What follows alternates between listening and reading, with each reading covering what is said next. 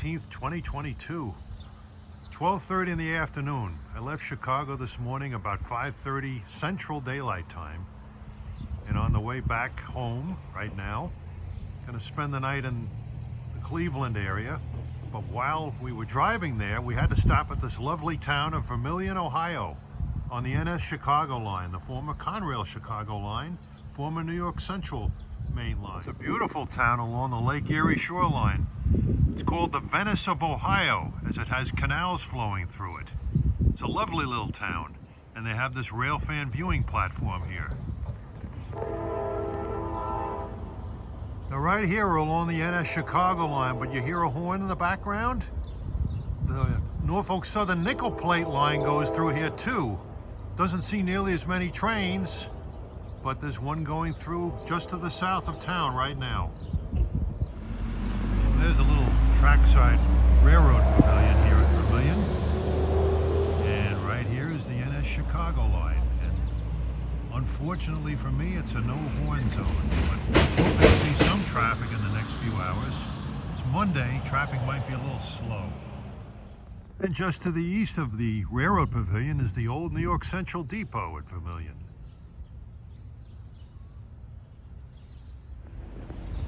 The town was discovered in 1837.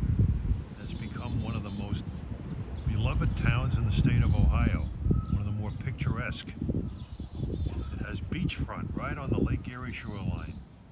Take you for a little tour of the town too, in addition to hopefully getting some train action. A resident of Vermilion, Ohio, a fellow by the name of Harold S. Ludlow, made recordings of steam locomotives going through here on the New York Central. He identifies the trains, the locomotive numbers on the trains. The recordings are not really that great. They're kind of tinny, but they're historical in significance. You can hear the whistles on the steam locomotives, and the New York Central had some beautiful whistles. And there's one sequence in there where you can hear the agent using a Morse telegraph sounder before a high-speed express goes through. It's on Apple Music. You can hear this recording and the record album, Sounds of Steam Locomotives Volume 5. Now here's a little more detailed information about the village of Vermilion, Ohio.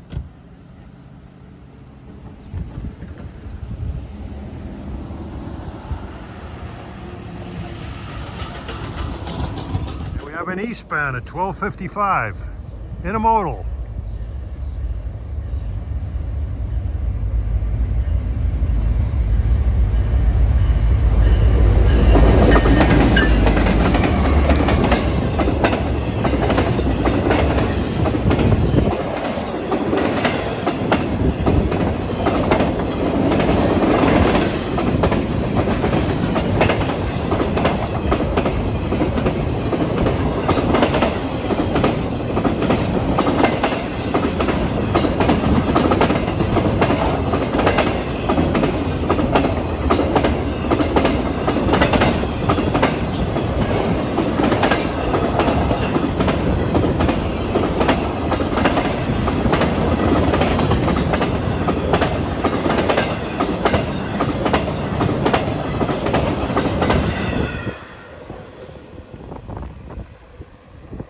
A hot eastbound that could be 24M from Chicago to Baltimore, Maryland. Rather short Monday consist.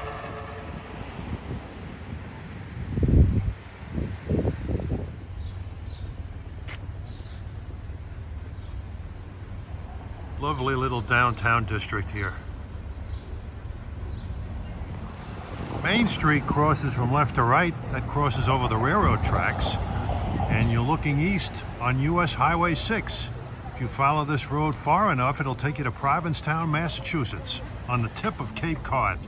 You too. And looking west on Route 6. Turned out to be a nice day. And looking south toward the railroad crossing on Main Street.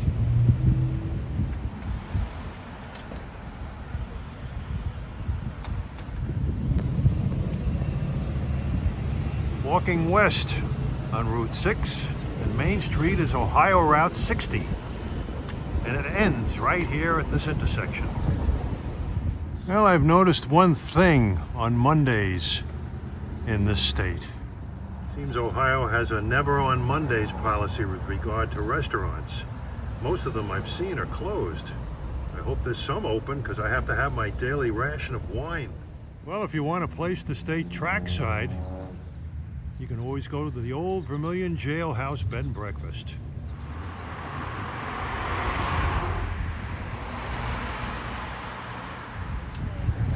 Quite a bit of history with this building.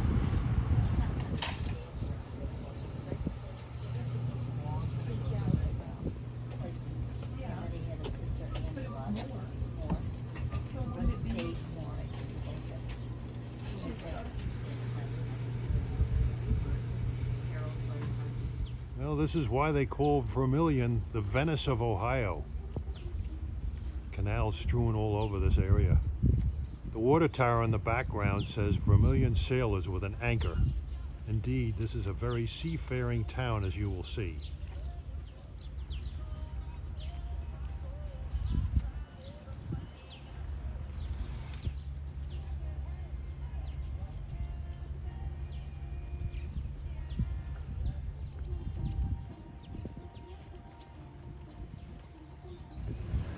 But this is the crowning glory of this town, the Lake Erie shoreline and beach.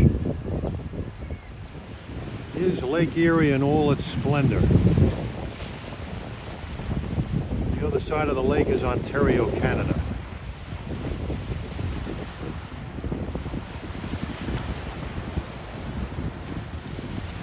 Beautiful beach day here.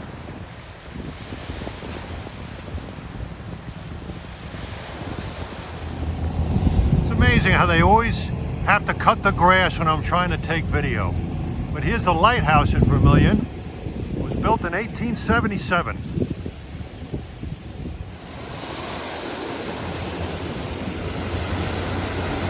Yeah, sometimes the Great Lakes can get a little turbulent. I mean, it's not too bad today, but if you remember that Gordon Lightfoot song, The Wreck of the Edmund Fitzgerald, when a ship was sailing on Lake Superior, destroyed that ship in the face of a hurricane west wind, were the lyrics. Looking at the surf, you might think the water is dirty, but not so. There's a lot of seaweed close to shore that the water is lapping over.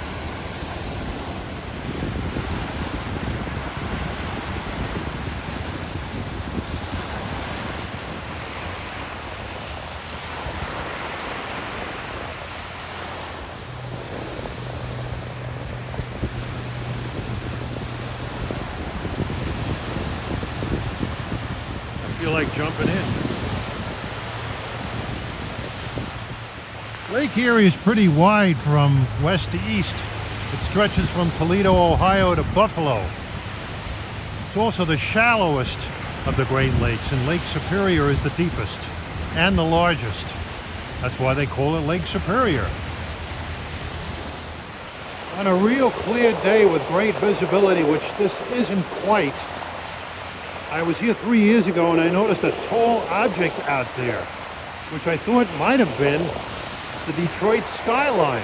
But in actuality, it's one of the high roller coasters at Cedar Point Amusement Park. That's a little ways west of here, east of Sandusky, Ohio. And they have some very high roller coasters there.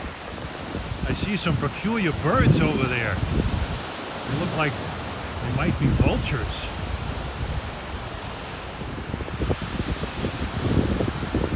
Man, gruesome looking. Something out of a horror movie. I've listened to Boris Karloff stories talking about vultures.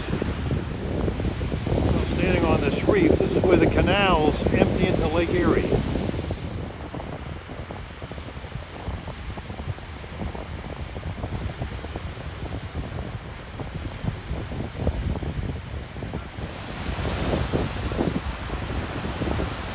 I love the Great Lakes. Pretty part of the country. The lakes just add a spectacular setting for the areas that they hug on the shoreline. Back home on Long Island, sometimes we get those days that are kind of cool and crisp, and you have these thick white wispy clouds in the sky, and it's just so refreshing to walk around. I always call those kind of days Great Lakes weather days. Well, now that you've had a chance to see what this beautiful town looks like, we'll spend the next couple hours or so at the pavilion waiting for some more trains. There's actually a spot where the railroad track crosses the canal, and it provides a great photo shot, but it's kind of warm and muggy today. I'd prefer to stay in the shade here. At 3:52, we have an eastbound. First one in almost 4 hours. First train on this line since I got here a little after noon.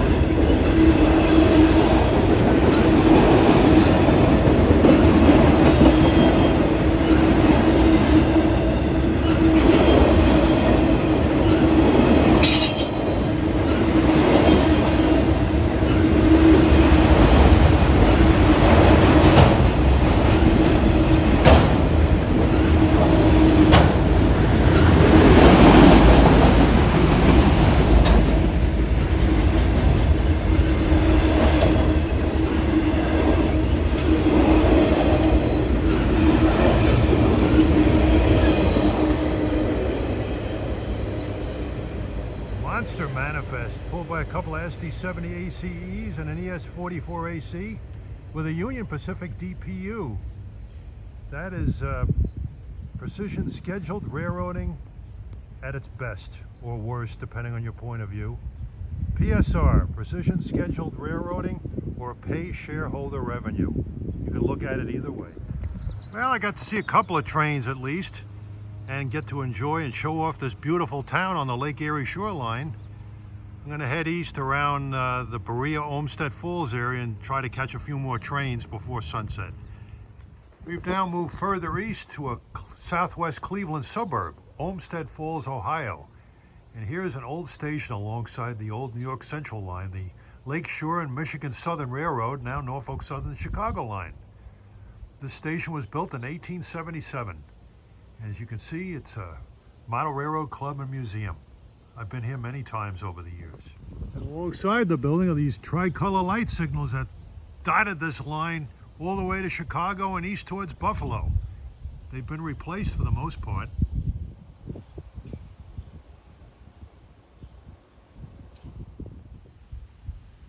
Yes, this building was built in 1877. It's a popular train watching spot in the Cleveland area. We're just a few miles west of the famous junction of Berea, Ohio. It's the approximate milepost on this railroad. We're about 2.5 miles west of Berea. I have to laugh.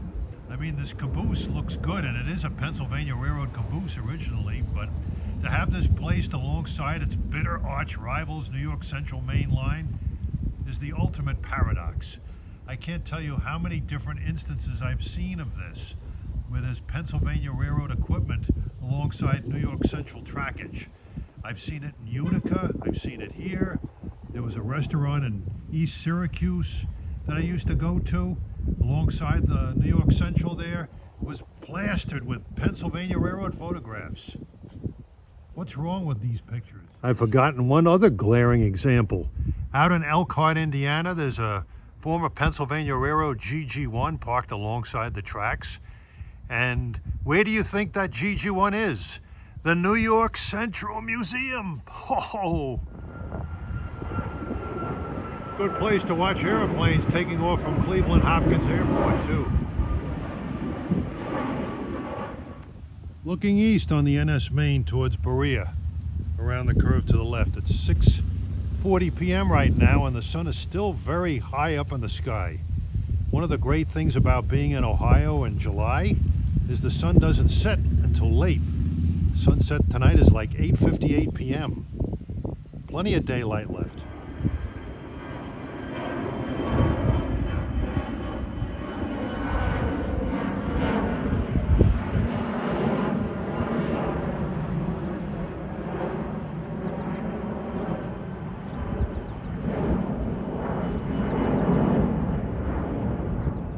At 7:13 p.m. we have an eastbound Norfolk Southern coming. I think this area has a no horn ordinance in effect. They're out to get me. This looks like a coal train.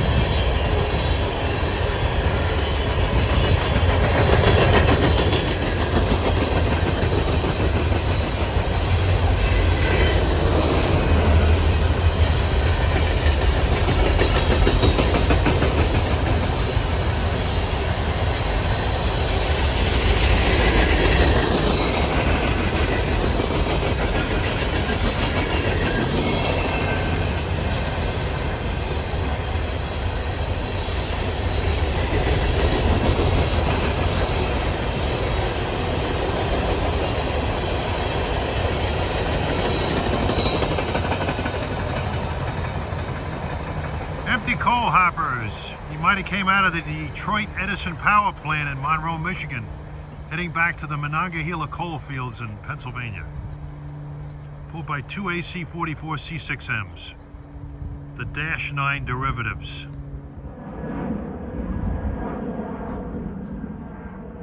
Looks like Spirit Airlines I know Union Pacific isn't in the airline business.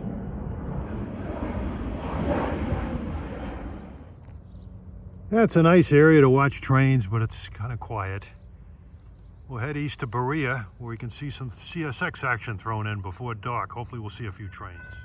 Not so fast, not so fast. 7:33, we have an NS westbound.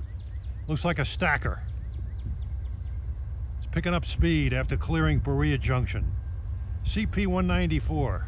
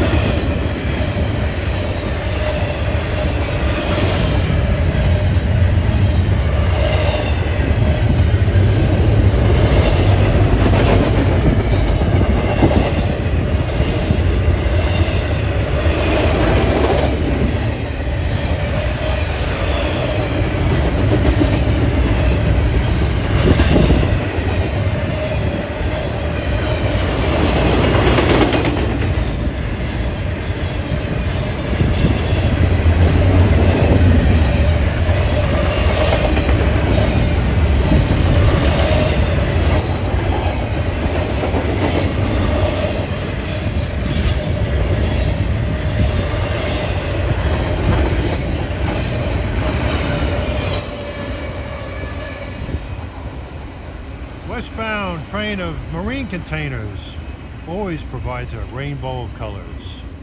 Out of all the things I've done in the last 10 days and the places I've been, I couldn't overlook this place, and this will be the last rail fanning location we hit on this extravaganza to the Midwest.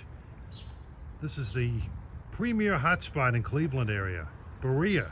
You're looking at the old Berea Tower, the old BE Tower. It's approximately 194 miles west of Buffalo.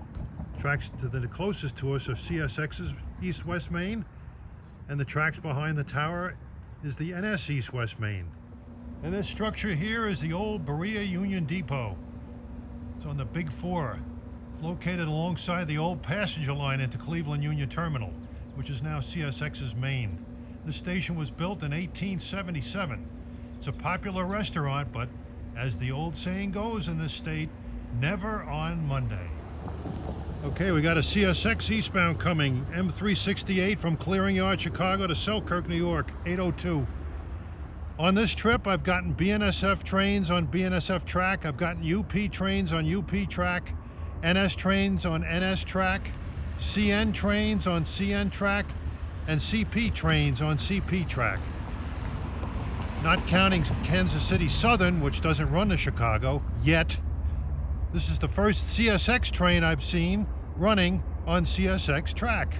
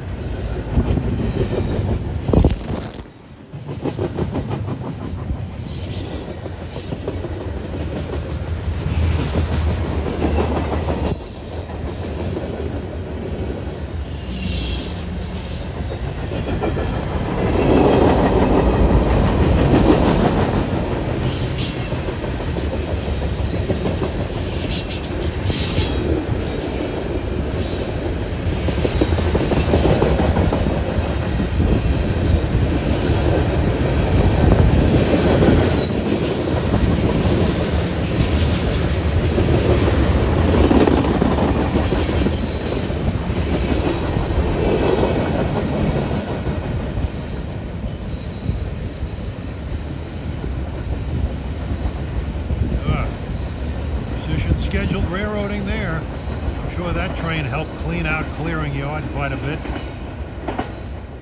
They got a westbound CSX at 8:28, M367, from Selkirk to Clearing Yard in Chicago, the counterpart to the M368 we just saw. Should have an eastbound CSX and an NS westbound at some point soon.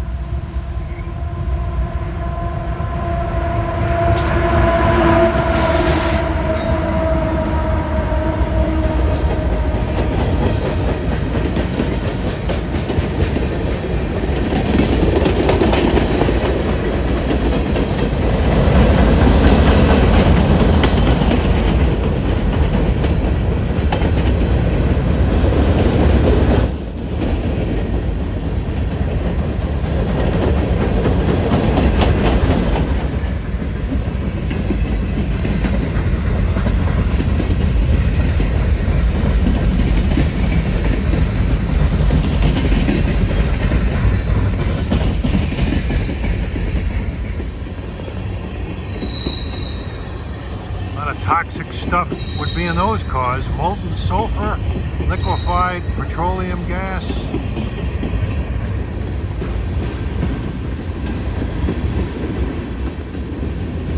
Sulfur in powdered form is harmless, but as a liquid it's a deadly gas.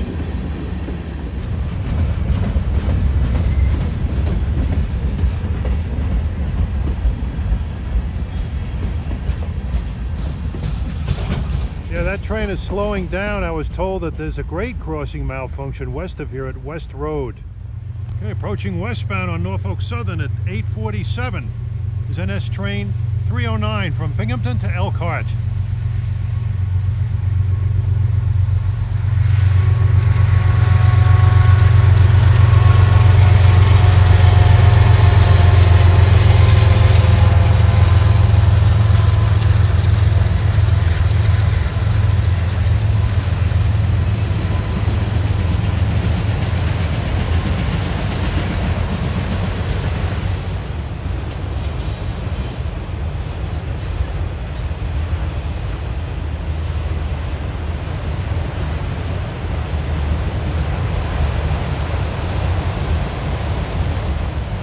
This train is actually 11N from Doremus Avenue in Newark, New Jersey to Sterling Heights, Michigan.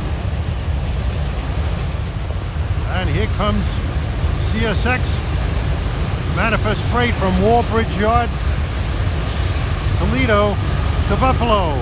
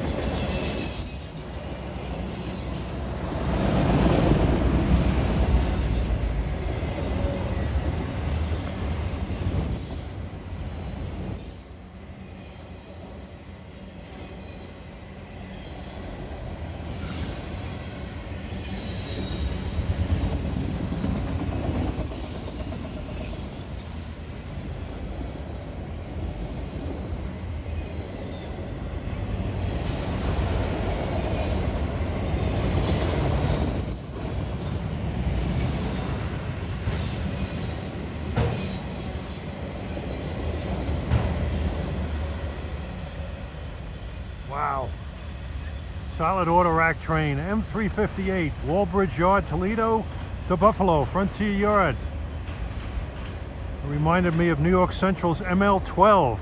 That ran from the Detroit area to Little Ferry, New Jersey. Often was 3 miles long. Okay, time is 8:58. The sun is setting. And this is NS Train 309. Binghamton, New York to Elkhart. Previous train was 11N, solid auto rack train from Doremus Avenue, Newark to Sterling Heights, Michigan. He's definitely got some foreign power and some interesting power to boot.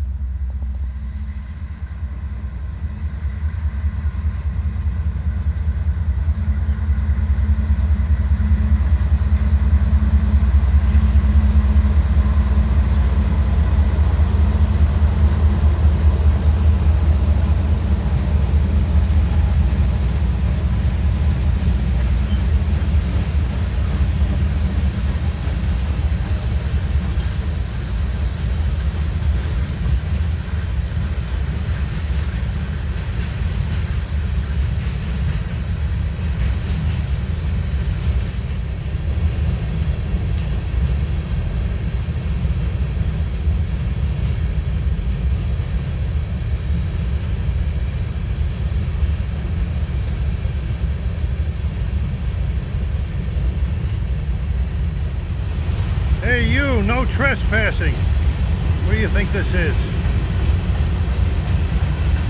You can get arrested. And that concludes a great show here at Berea. So a lot of action in the last 90 minutes. Heading home tomorrow. The train symbol information I'm getting from another source who's watching a Railstream channel, but I later found out that that was not 309 either. That was 61X. Bulk commodities out of Mingo Junction to Bensonville Yard in Chicago. That's the Canadian Pacific Yard. What a lash up. BNSF, I think that was a C44-9W, a UPES 44AC, an NSSD 60E, and a former Conrail SD40-2.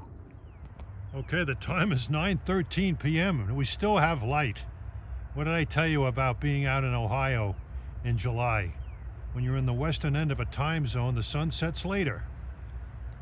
Believe it or not, the sun rises almost an hour earlier in Eastport, Maine than it does in New Buffalo, Michigan. Those are the extremities of the eastern time zone, simply because the sun passes over Maine before it passes over Michigan. Well, here we have a westbound 21E. Stick around for this.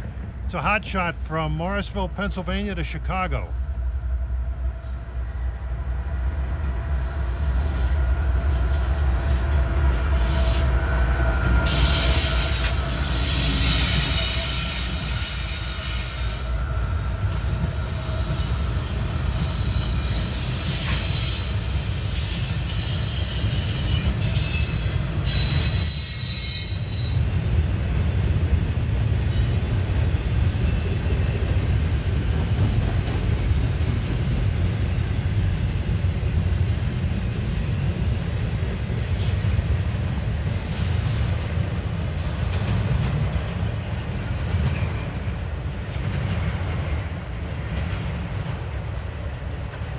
Very short Monday version of that train. Usually it's a monster.